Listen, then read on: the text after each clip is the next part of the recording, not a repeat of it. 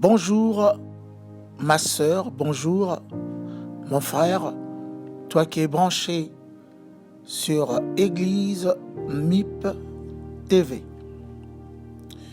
Le Seigneur vient à toi aujourd'hui encore, comme le Seigneur vient aussi à moi, simplement pour nous dire quelque chose de très très important qui concerne notre vie.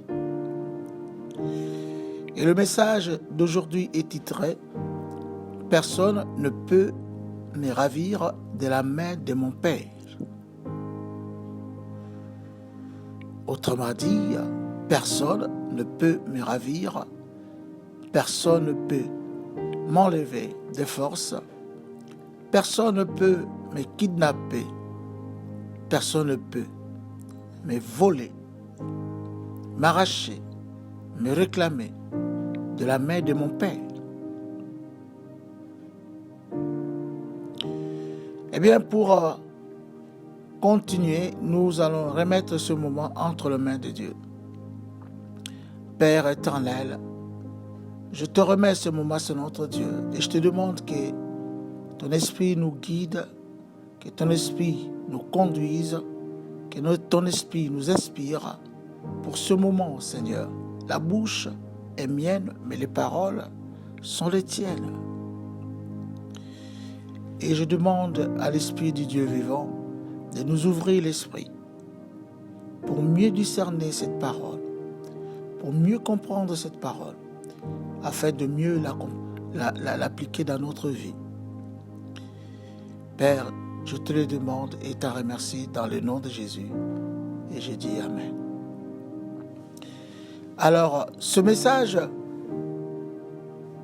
Dieu nous donne dans le livre de Jean, chapitre 10, du verset 27 au verset 29.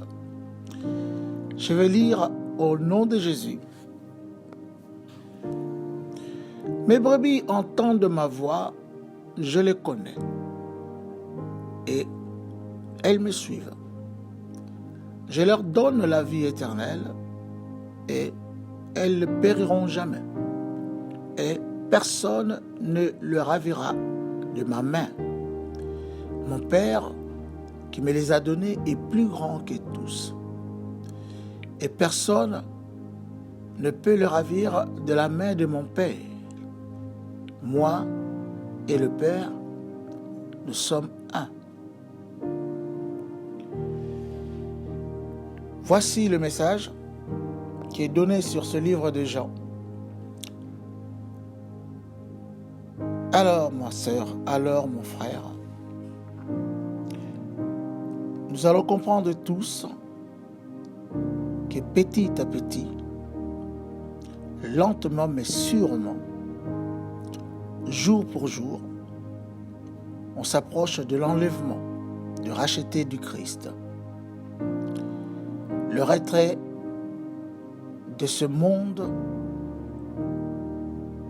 de tous ceux qui vivent selon la parole de Dieu, de tous ceux qui mènent une vie de sainteté, tous ceux qui mènent une vie de sanctification pour rejoindre leur Maître et Seigneur Jésus-Christ dans les airs avant la catastrophe.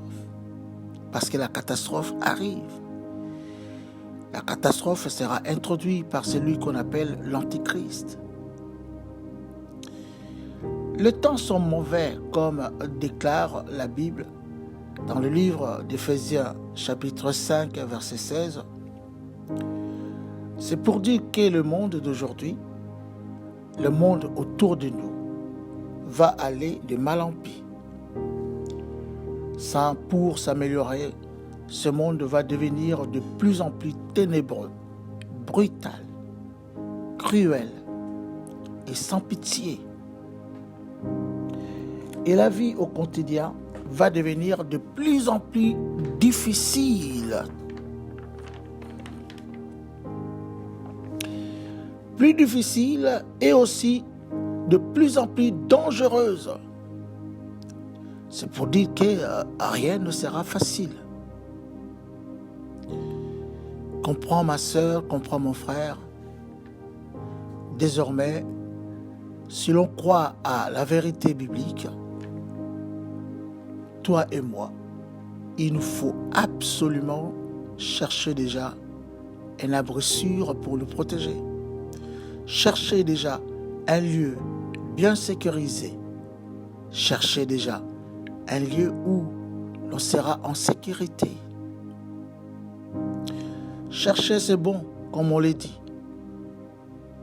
Mais trouver ce lieu garantissant notre sécurité, c'est là le problème. Où on va trouver ce lieu? Ce lieu est caché où? C'est ce que je disais, que c'est là le problème. Et le texte biblique qu'on a lu tout à l'heure nous éclaire déjà bien. Il se marquait, personne ne peut me ravir de la main du Père.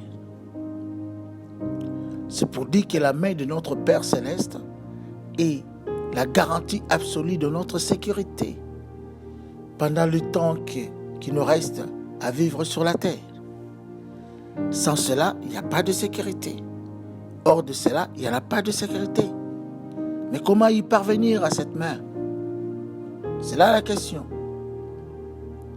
Eh bien, pour aller plus loin et comprendre, parce que la vérité ne se trouve qu'en Dieu lui-même, en dehors de lui, il n'y en a pas de vérité, eh bien, nous allons lire au moins 3 versets pour mieux comprendre ce que Dieu nous dit. Alors, nous allons lire dans le livre de Luc, chapitre 9, verset 23 à verset 24. Et le deuxième verset à lire, c'est dans Matthieu, chapitre 10, verset 38. Et le troisième, c'est Symphonie, chapitre 3, verset 17. Alors, nous allons parcourir un peu la Bible pour aller commencer le premier verset.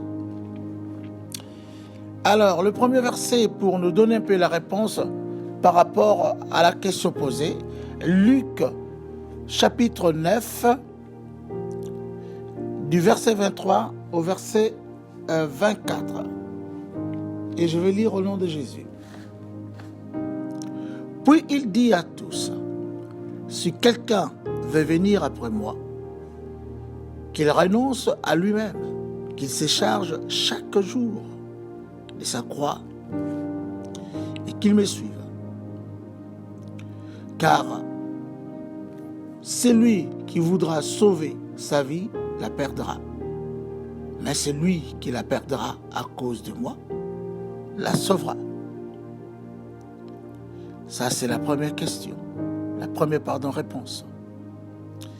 Et on va lire le deuxième verset qui est dans Matthieu, chapitre 10, verset 33, verset 38, excusez-moi.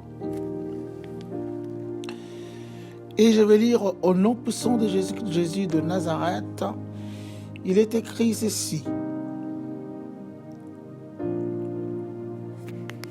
Celui qui ne prend pas sa croix et ne me suit pas n'est pas digne de moi. Ça, c'est le deuxième verset.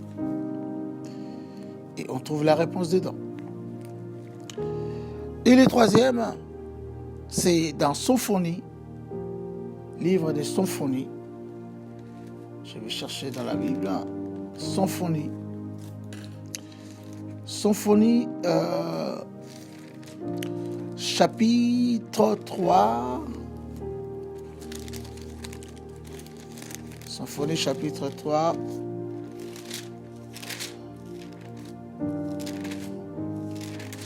Voilà, j'arrive.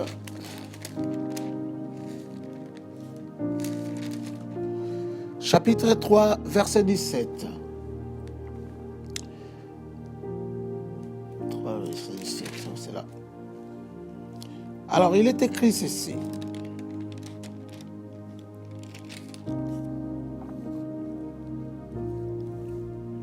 L'Éternel, ton Dieu, est au milieu de toi, comme un héros qui sauve. Il fera de toi sa plus grande joie il gardera le silence dans son amour. Il aura pour toi des transports d'allégresse. Et voilà, par ces 3 versets, Dieu va essayer de nous éclairer pour mieux comprendre. Donc voilà, si on voit bien que les 3 versets nous donnent au moins les conditions pour parvenir sur la main de Dieu. La première condition est venir à Jésus-Christ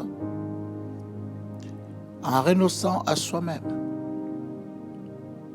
C'est-à-dire accepter ou recevoir Jésus-Christ dans sa vie et se donner à lui pour l'appartenir.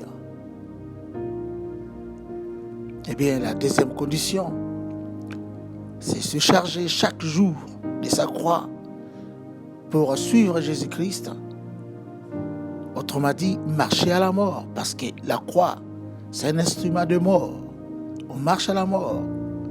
Autrement dit aussi, c'est être prêt à mourir pour Jésus, comme on dit tous les jours, mourir à soi-même, se donner à Jésus-Christ pour l'appartenir.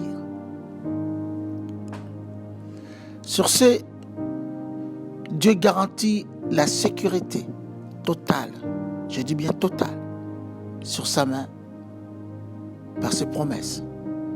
Donc, il y a des promesses que Dieu nous donne. Aussi longtemps que nous serons sur sa main, il nous donne des promesses pour garantir notre sécurité. La première promesse qu'il nous donne, aussi longtemps que nous serons sur sa main, eh bien, tu ne périras jamais. Et Dieu parle ici de l'éternité, de la vie éternelle. C'est-à-dire que ta vie éternelle est garantie aussi longtemps que tu te trouves sur sa main. La deuxième promesse, aussi longtemps que nous serons sur sa main, personne ne peut te ravir de sa main. Je disais tout à l'heure que c'est personne qui peut te voler sur sa main. Personne ne peut te kidnapper sur la main de Dieu. Personne. Ça, c'est la promesse que Dieu te donne. Et la troisième promesse que Dieu te donne, c'est sur sa main que tu trouveras la joie de Dieu. C'est sur sa main que tu trouveras aussi la paix de Dieu ou le bonheur en Dieu qui demeure, parce que le bonheur et la joie de Dieu demeurent toujours, demeurent pour toujours. Quels que soient les moments difficiles qu'on aura dans la vie, nous serons toujours dans la joie, dans la paix de Dieu. Personne ne peut nous ravir cela. Voilà les 3 promesses que Dieu nous donne pour ceux qui veulent vraiment aller s'installer sur un lieu de sécurité qu'on appelle la main de Dieu. C'est ça les promesses que Dieu nous donne. Peut-être on va nous poser la question, on va se poser la question. Qu'est-ce qui prouve cela? Qu'est-ce qui prouve que donc personne ne peut me ravir de la main de Dieu? Qu'est-ce qui prouve que toutes ces promesses-là seront garanties? Qu'est-ce qui prouve? Eh bien, Dieu en parle lui-même dans sa parole. On revient encore dans le livre de Jean 10, verset 29. Et on va lire ce qui prouve cela. Et Dieu dit ceci. Je prends le mot ou alors la phrase qui nous prouve que personne ne peut nous ravir. Et c'est dans Jean 10, verset 29, comme je disais, il est écrit ceci. Mon Père qui me les a donnés est plus grand que tous. Est plus grand que tous. La raison pour laquelle personne ne peut nous ravir, personne ne peut te ravir de la main de ton Père. Parce que Dieu est plus grand. Dieu est au-dessus de tout. Dieu est le Tout-Puissant. Dieu c'est notre Créateur. Dieu a la sagesse infinie. C'est l'intelligence infinie. Personne n'est semblable à Dieu. Personne ne peut être comparé à Dieu. Personne ne peut commander à Dieu quelque chose. Personne. Il est le maître de l'univers et tout est soumis à lui. Tout, je dis bien tout est soumis à lui. Depuis le monde spirituel jusqu'au monde naturel, tout est soumis. Toute la création est soumise à Dieu. Nous voulons dire des anges sont soumis à Dieu. Même les démons, ceux qui sont des ténèbres, sont soumis à Dieu. Et ceux qui sont dans le naturel, comme nous, et tout ce qu'il y a comme création sur le naturel, eh bien c'est soumis à Dieu. Alors, qui peut combattre Dieu? Personne. C'est par là que Dieu prouve que ce que je te promets, tu l'auras. Quand tu t'approches et que tu te mets en sécurité sur ma main, tout est garanti. Tout est garanti pour nous. Tout est garanti pour toi, ma soeur qui m'écoute, mon frère qui m'écoute. Tout est garanti. Et la deuxième garantie que Dieu nous donne, eh bien, c'est marqué dans Symphonie. Et je reviens encore sur le livre de Symphonie, dans le verset 17. Chapitre 3, verset 17. L'Éternel, ton Dieu, est au milieu de toi, comme un héros qui sauve. Vous voyez? Dieu est au milieu de toi. Pendant que tu te trouves dans sa main, Dieu est au milieu de toi. Dieu est là. Personne ne peut te voler. Personne ne peut voler tes affaires. Et il fera de toi sa plus grande joie. Tu trouveras la joie. Tu ne trouveras que la joie sur la main de Dieu. Tu ne trouveras que la joie, que Dieu qui donne la joie. Parce que Dieu s'appelle joie. Dieu est joie. En dehors de lui, il n'y en a pas de joie. C'est des joies éphémères. Des joies qui détruisent.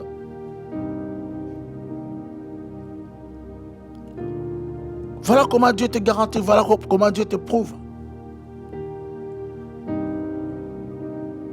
Il gardera le silence dans son amour.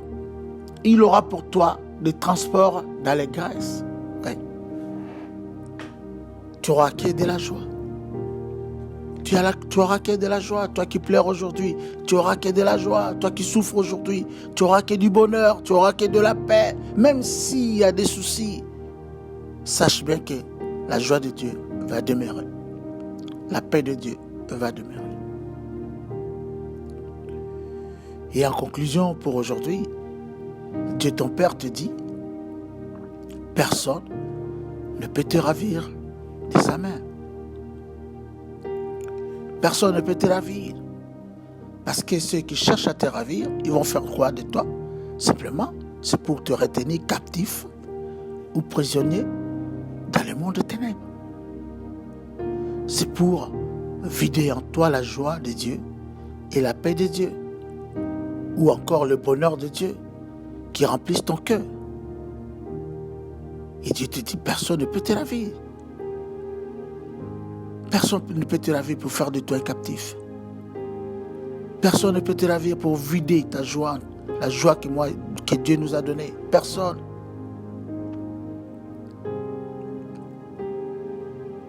Voilà ma soeur, voilà mon frère, ce que Dieu voulait te dire aujourd'hui.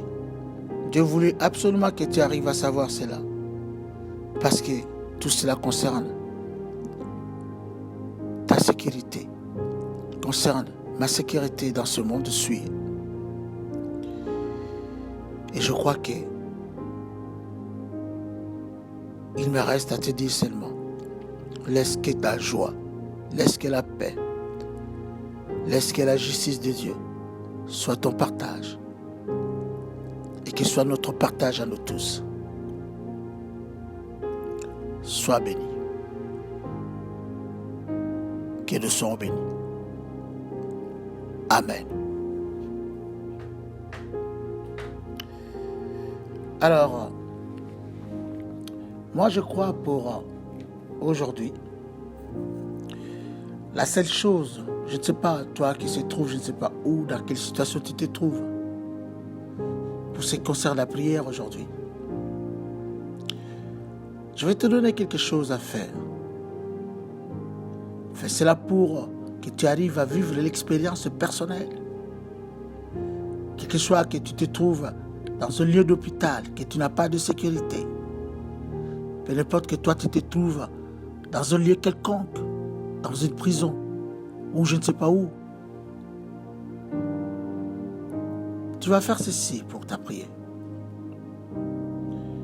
La première des choses, le choix te revient. C'est le choix de mettre fin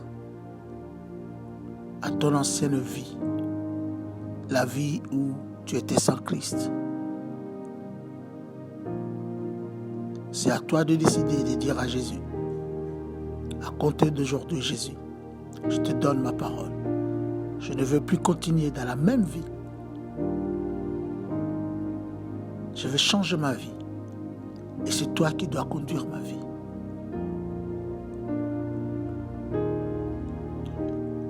C'est là où tu vas dire à Dieu, tu vas dire à ton Seigneur. C'est à toi de le dire. Alors comment s'y prendre?